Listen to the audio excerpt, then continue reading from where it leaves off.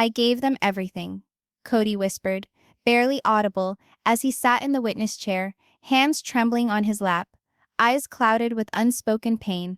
And now, they're all here to tear me apart. His words didn't ring out, they didn't have to. The courtroom had already descended into a weighty silence, one that hovered on the walls like the air after a storm. It wasn't a silence that called for peace. It was a silence that called for answers.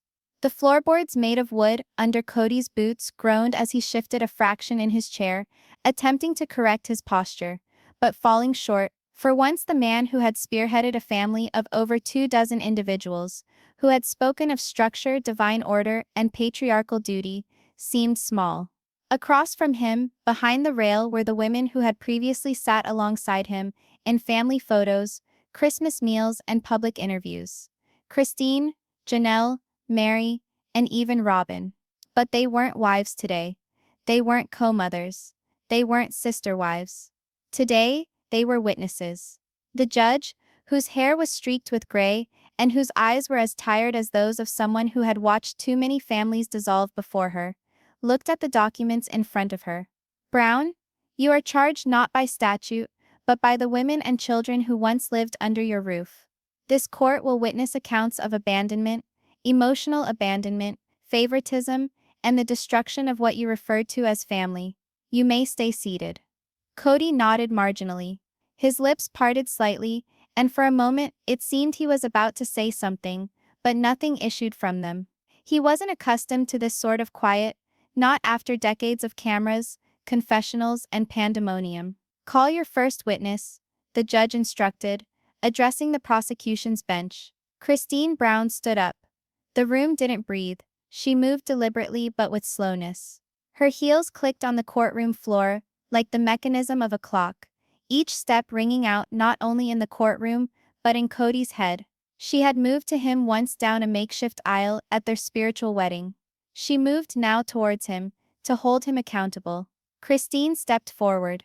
Her hair was neatly pulled back, her face impassive. But it wasn't anger that filled the air. It was sorrow. The kind that had steeped in quiet. The kind that matured like wood, rich and knotted. State your name for the court. Christine Ruth Brown. And your relationship to the defendant, ex-spiritual wife. Mother of 6 of his children. And someone who spent 25 years trying to be enough. The judge nodded. You may proceed. Christine breathed in, and for an instant, Kody looked optimistic, as if he thought she would open up, perhaps even defend him. But that moment went by. And then, year after year, I pleaded with him to look at me, to love me. I was more than his wife. I was the mother of his babies. But he made me invisible. Her voice didn't break. She had cried enough. Those tears had dried up pillows in secret. They had been shed in silence on long drives, on Christmas mornings spent forcing a smile, and in empty bedrooms as he played happy family with someone else. Christine's hands lay in her lap, steady and smooth. I was his third wife.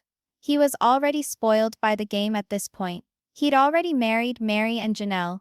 I thought I understood what I was signing up for. But what I didn't anticipate was to be treated like a burden the moment someone younger and more obedient became available. She didn't glance at Robyn, but everyone in the courtroom understood to whom she referred. Kody shifted uncomfortably, eyes glancing away. He tells us he gave us everything, but love's not a roof. It's not groceries or gas money.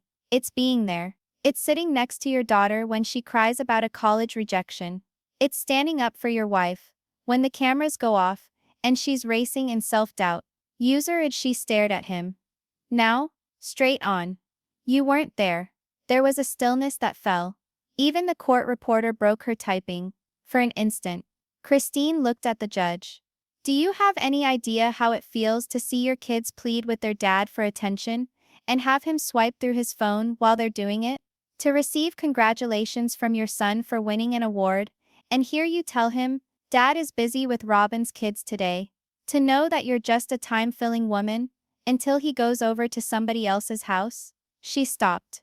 Added, yet we remained, not for lack of strength, but because we hoped, and because we believed that someday he'd recall we were lovable too. The prosecutor nodded somberly. Christine, why did you leave at last? Because my daughters began to believe they didn't deserve anything better, and I couldn't let them grow up thinking this was love. That reply had struck deep, particularly when a soft gasp came from Robyn's side of the room. Kody's eyes were glassy now. He blinked hard, but it was too late. A lone tear rolled down his face. For once he spoke not at all. Once he spoke not at all. Because Christine had already spoken everything.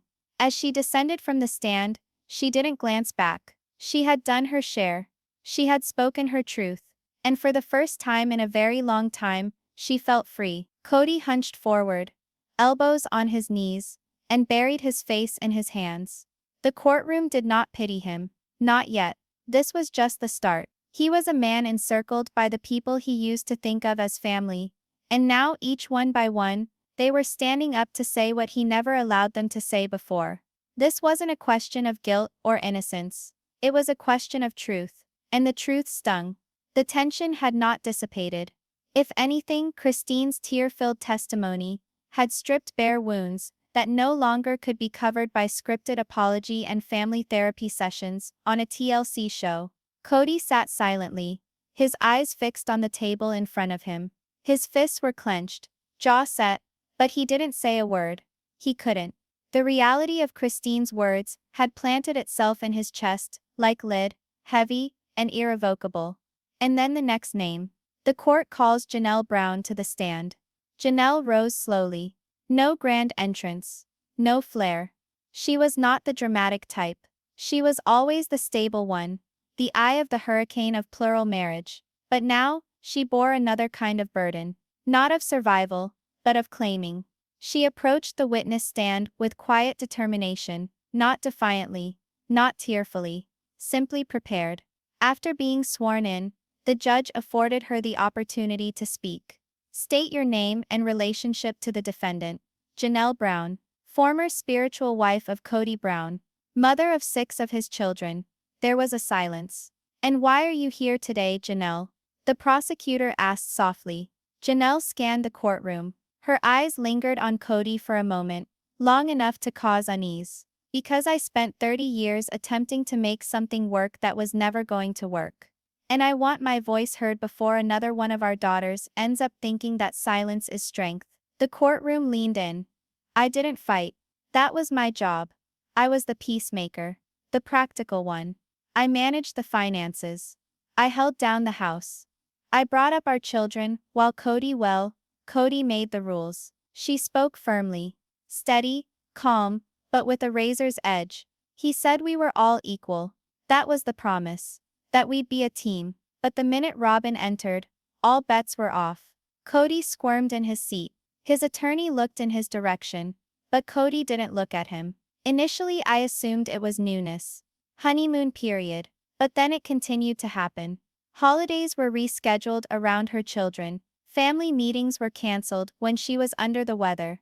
And then suddenly, the man who had referenced me as his anchors, she blinked back something, began stating that I was difficult, critical, uncooperative.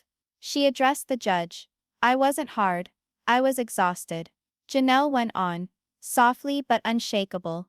I kept this family together with duct tape and prayer. I saw him leave Christine emotionally, and I remained. I saw him berate Meri in private, and I remained.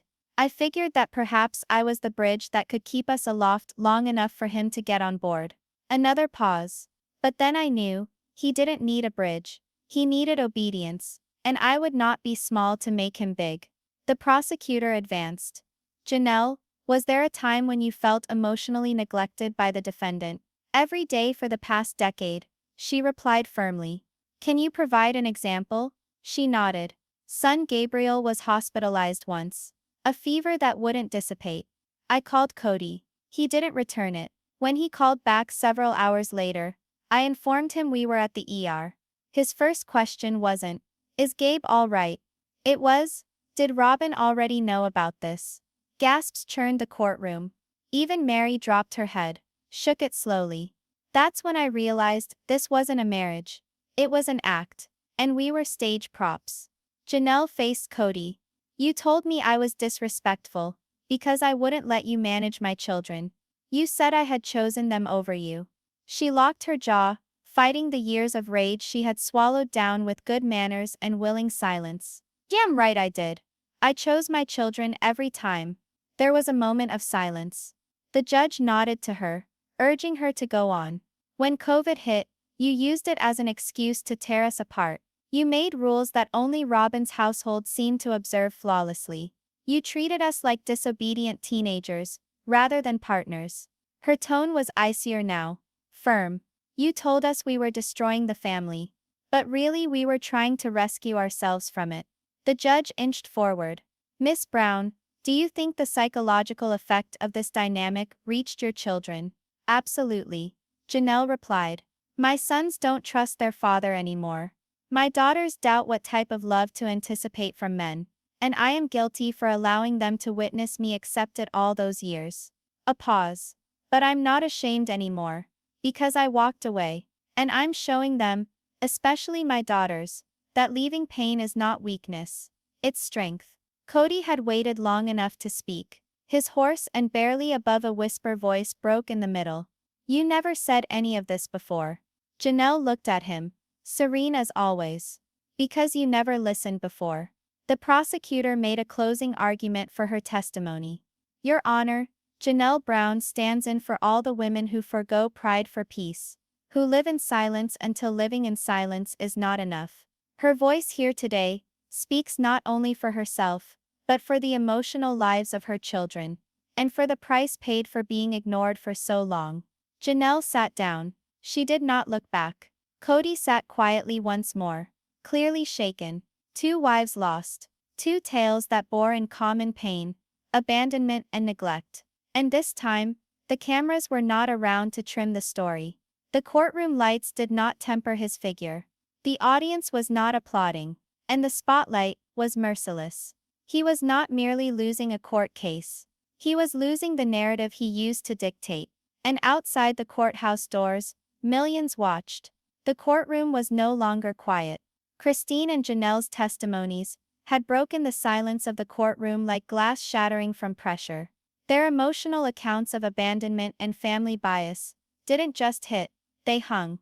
You could sense the heaviness of their authenticity, sitting on the shoulders of all present. Even Robyn, once Kody's most vocal supporter, sat strangely silent. No one was ready for what happened next. Your Honor, said the prosecutor softly, we call Gwendlyn Brown to testify. Heads swiveled. Whispers moved through the crowd. Even Kody was perplexed. Wait, Gwen, he said under his breath. But yes, his own daughter was no longer silent.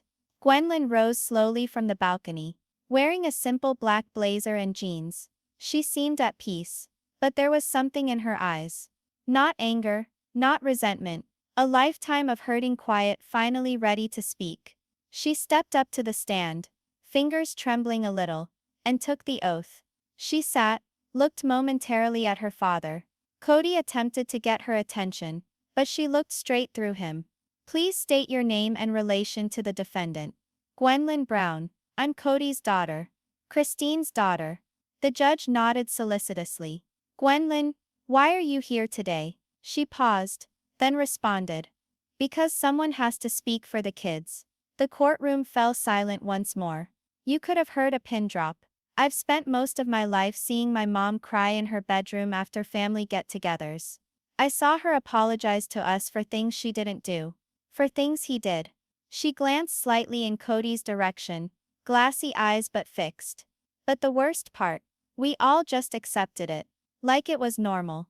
Like this is what dads do. She cleared her throat. 10 years old. I asked him if he'd attend my school play. It was a little part, just sort of in the background. But I was really looking forward to it. He said he'd try, but never showed up. And when I asked him later, he said, I was stuck with Robyn's kids. You know, right? Her voice didn't crack. Not yet, but her hands clenched tightly around the arms of her chair. I nodded. I said, yes, I understand. But I didn't. A deep breath. A silence. A chill in the air. I still don't. Kody seemed to want to say something, but the judge held up a hand. Not yet. Gwendlyn went on. It wasn't that he missed things. It was that he made us feel like we didn't count, that we were in the way. Her words cut deep. You could see it on every face in the room. From the judge to the audience to Meri, who now sat with her head cast downward. He was always telling us we were one big family. That it was God's plan. Why did it always seem only Robyn's house was sacred though? Her voice shook now. The pain was welling up, inch by inch. I thought something was the matter with me. Maybe if I was better. Smiled more. Said I love you louder. He'd look at me like he looked at Aurora or Brianna. She stopped. But he didn't. The prosecutor leaned forward. Quietly. Gwendlyn, can you tell me how this emotional neglect impacted your life? I have a hard time feeling worthwhile. With trusting people. I don't trust men when they tell me they love me. I wince at disappointment, and I had to figure out on my own that love doesn't equate to being neglected until it is convenient. A heavy silence filled the room. Even Kody's own attorney shut his notepad and breathed heavily. I came out bisexual. When I was 18. She volunteered abruptly. Do you know what my dad said? She glared Kody directly in the eye. Nothing. Kody's mouth opened. His eyes widened. He didn't know. He began. But Gwendlyn jerked her hand up a little. Precisely. You didn't know. Because you weren't there. She breathed deeply. I'm not here to ruin you, Dad. I'm here because I needed you. And you were never there. Her voice broke. Once. And with that, the first tear fell. She brushed it away hastily. With furtive defiance. You thought giving money and organization made you a good father. But we required more than that. We required you at dinner. At bedtime. On birthdays. We required your eyes. Not your back. As you left the room to play house with someone else. The judge leaned forward. Do you think your relationship with your father can be fixed? Another silence. Perhaps.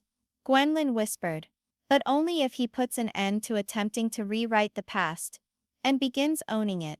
The prosecutor smiled gently at her. No further questions. Gwendlyn's body seemed lighter as she rose from the stand. As if she'd just set down a burden that she'd been carrying for far too long. Christine reached out and took her hand as she walked by. Kody? He sat still. Not from pride. Not from arrogance. From devastation. He had just been given the one thing that he never anticipated. The truth from his child. The judge looked over at the defense. Mr. Brown. Would you like to respond? Youth's party rose slowly. Eyes red. I didn't know, he whispered. I thought I was doing my best. I thought they'd understand. That this was just how things had to be. He looked over at Gwendlyn. I'm sorry, he whispered. His voice cracking. I didn't know you were in pain. But Gwendlyn, once more seated, did not respond. Not from cruelty. From exhaustion. She had finally found her voice. And that was sufficient. The courtroom remained silently stunned.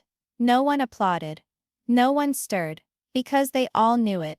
The harm of a father's absence. The burden of unheard children.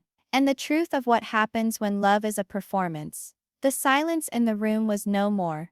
Christine and Janelle's testimonies had shattered the quiet of the courtroom like glass bursting under pressure. Their tales of emotional abandonment and favoritism within the family didn't just hit home. They hung in the air. You could sense the magnitude of their truth sinking upon the shoulders of all who sat there. Even Robyn, Kody's former staunchest defender, sat uncomfortably still. But nobody was ready for what happened next. Your Honor, the prosecutor said quietly. We call Gwendlyn Brown to testify. Heads swiveled. Whispers passed through the crowd. Even Kody was bewildered. Wait, Gwen, he said dazedly. But yes, his own daughter was going to testify. Gwendlyn rose slowly from the gallery, wearing a plain dark blazer and jeans. She seemed serene. But there was something in her eyes. Not anger. Not resentment. A lifetime of thudding silence at last prepared to give voice. She came up to the stand, hands subtly shaking, and took the oath. As she sat down, she smiled briefly at her father. Kody attempted to hold her eye. But she passed straight through him. Please say your name and your relationship to the defendant. Gwendlyn Brown. I am Kody's daughter. Christine's daughter. The judge nodded kindly. Gwendlyn, why are you here today? She paused, then replied. Because someone needs to speak for the kids. The courtroom fell silent once more. You could have heard a pin drop. I spent most of my life observing my mom cry in her bedroom after family events. I watched her apologize to us for things she didn't do. For things he did. Her gaze flicked slightly toward Kody. But her eyes remained glassy and fixed. But the worst is, we all just assumed it. Like it's normal. Like this is what dads do. She cleared her throat. When I was 10, I asked him to come to my school play. It was a little part, just a background thing. But I was so excited. He said he'd try. But he never showed. And when I asked him later on, he said I had to stay with Robyn's kids. You understand, right? Her voice didn't break. Not yet. But her fingers clutched rigidly around the arms of her chair. I nodded. I said, yes, I understand. But I didn't. A deep breath. A silence, a chill in the air. I still don't. Kody seemed to want to say something. But the judge held up a hand. Not yet. Gwendlyn went on. It wasn't only that he overlooked things. It was that he made us feel insignificant. That we were inconveniencing him. She hit hard. You could see it on every face in the room. From the judge to the spectators to Meri, who now sat with eyes cast down, was always saying we were one big family. That it was God's plan. But why did it always seem only Robyn's house was sacred? Her voice shook now. The pain was creeping up. Inch by inch. I used to think I was doing something wrong. That maybe if I acted better, smiled more, said I love you louder, he'd look at me like he looked at Aurora or Brianna. She hesitated. But he didn't. The prosecutor leaned forward. Quietly. Gwendlyn, can you tell us about how this emotional neglect impacted your life? I have difficulty with self-worth. With trusting others. I don't trust men when they tell me they love me. I cringe at disappointment. And I had to learn on my own that love does not equal being ignored until it suits someone. A strained silence hung in the air.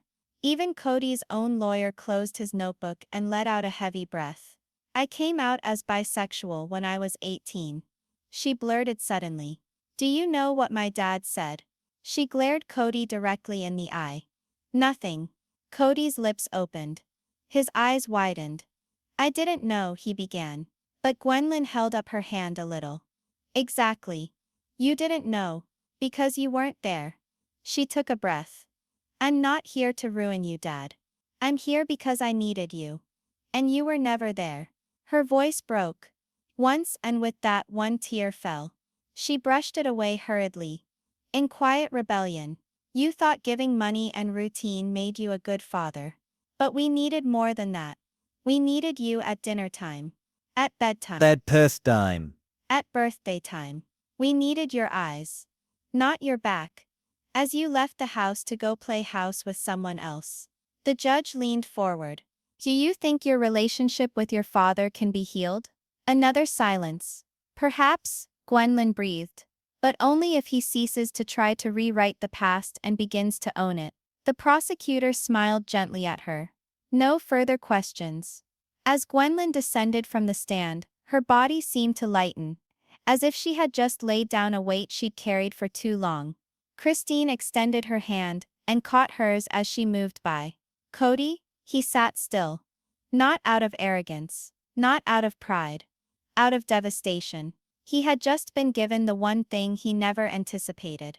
The truth from his child. The judge refocused on the defense. Mr. Brown, would you like to respond? Kody rose slowly. Red-rimmed eyes. I didn't know, he spoke softly. I thought I was doing my best. I thought they'd get it.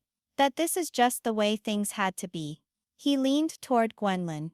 I'm sorry, he whispered, his voice breaking. I didn't know you were suffering. But Gwendlyn, already back in her chair, didn't answer. Not out of cruelty. Out of fatigue.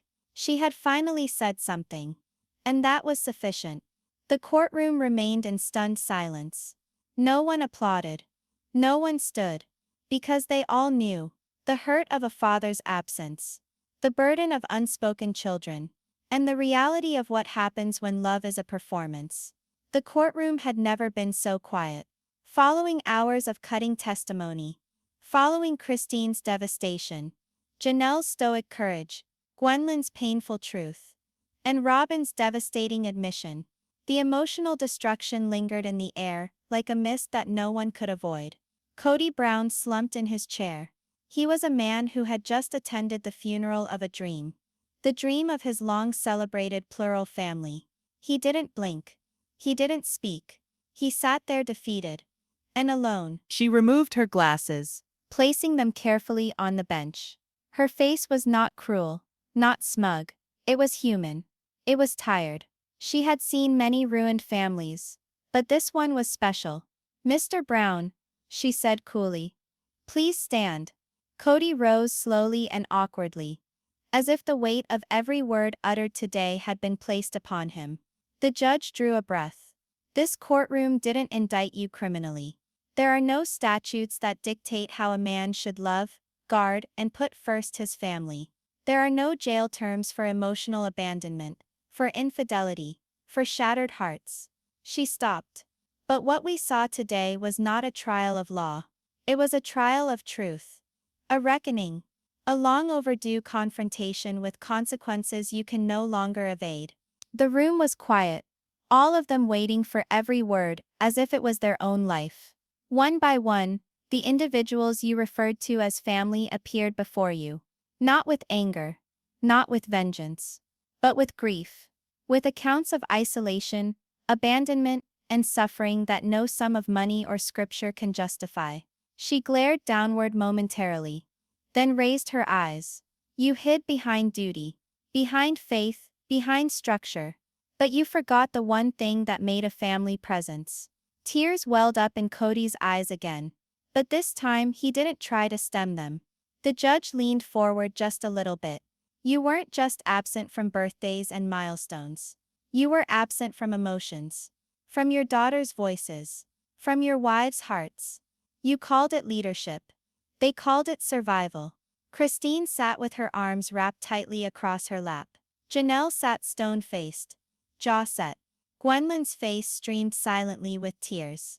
Robyn, who had never been in this situation before, could not raise her eyes from her clasped hands. They had all loved this man. And now they had all wept for him in the same room. The judge mellowed her tone. "Mr. Brown, today you have not been sent to prison. But you've been handed something else. A mirror," she nodded toward the wives and children in the gallery. "This mirror shows you everything you've left behind. Everything you've hurt. Everything you can never unmake. Your wives whom you once referred to. They are no longer your partners. They are your truth tellers. Your daughters are no longer silent. They are witnesses to the price of being forgotten." Kody's lip trembled. He gazed at Christine, then Janelle, then Gwendlyn, then Robyn. And for the first time in years, he actually saw them. Not as burdens. Not as parts of a building. But as individuals. Individuals who once loved him with all that they had. And now individuals with nothing left to offer him. "This court cannot deliver you a sentence," the judge stated. "But life already has. The verdict is this. You are guilty of disappointing the people who needed you most." The gavel never slammed. There was no melodramatic crescendo, only the gentle shuffle of papers and the shut of a file. Like the gentle close of a story that nobody wished to write, but everybody needed to hear. Kody slowly sat down, broken in plain sight. He had spent years attempting to guide a family through faith, discipline, pride. But what he had not guided them with was love. Christine walked first. She did not glance back over her shoulder as she left the courtroom. She had carried sorrow long enough. She was done with it. Janelle walked behind her, chin raised. She had always been fierce.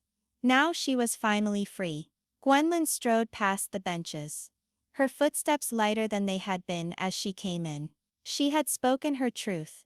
She had reclaimed her voice. Robyn sat immobile for another moment. Then quietly she got up and headed in the opposite direction. And Kody? He stayed put. Alone. He looked up finally at the empty courtroom. His voice, shaking and broken, whispered to no one. I thought I was doing the right thing. But silence replied him back. Because sometimes the harshest punishment is not prison. It's the slamming of the door shut behind the people who loved you most. And in that courtroom, Kody Brown heard the only verdict that counted. The truth,